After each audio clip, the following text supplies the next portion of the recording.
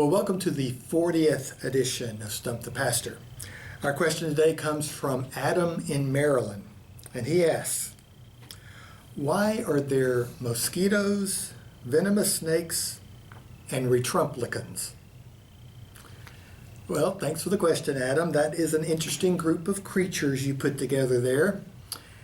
And my guess from the examples you used is that the question could be phrased, why are there irritating creatures that the world could do without? That's my interpretation, not necessarily Adam's, but I know Adam, so I think I'm right. The first two creatures you mentioned are easier to explain than the last one, so let's start there. The truth is that every creature on Earth subsists by gaining nutrients from somewhere else. And for most creatures, that means eating another living creature, like a plant or animal. There are exceptions to this, of course. Microbes have been found that are nourished by eating certain rocks.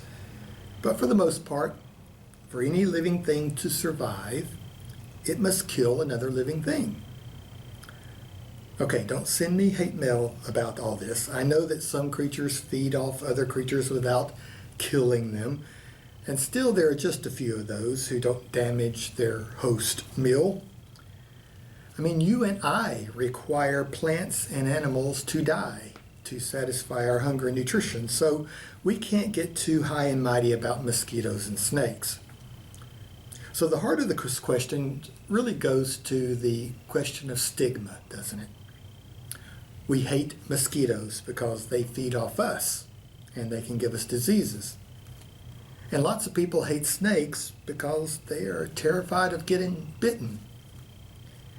Yet both mosquitoes and venomous snakes serve a role in our ecosystem and the interdependence of life that provides the stasis as we know it. So while we may not want them in our lives, creation has added them to the mix of the bountiful and amazing creatures that is our natural world. That can't be said in the same way for the last example that Adam offers. Retrumplicans is his term for it. And Retrumplicans are a new species that has evolved in the last few years. So they give us a living example of how creatures emerge to fill a void or to benefit from a vacuum in the evolution of our world.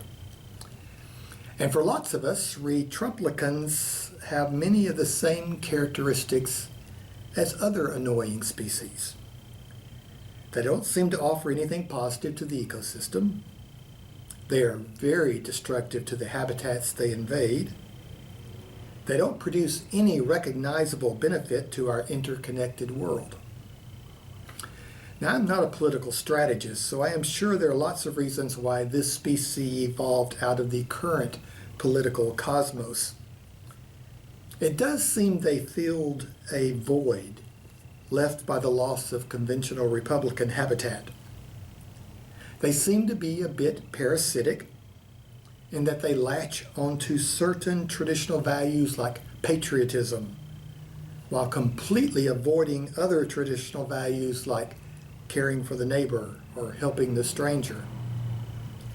And when they first appeared, they didn't seem to have any effective predators, and so they multiplied quickly. But later, a cannibalistic quality began to emerge in their ranks that is particularly lethal. And it seems, like any new invasive species, it has taken the environment a while to respond to their encroachment. But as we've already seen, they're almost extinct in some places, like California, but they continue to thrive in rural areas in the U.S.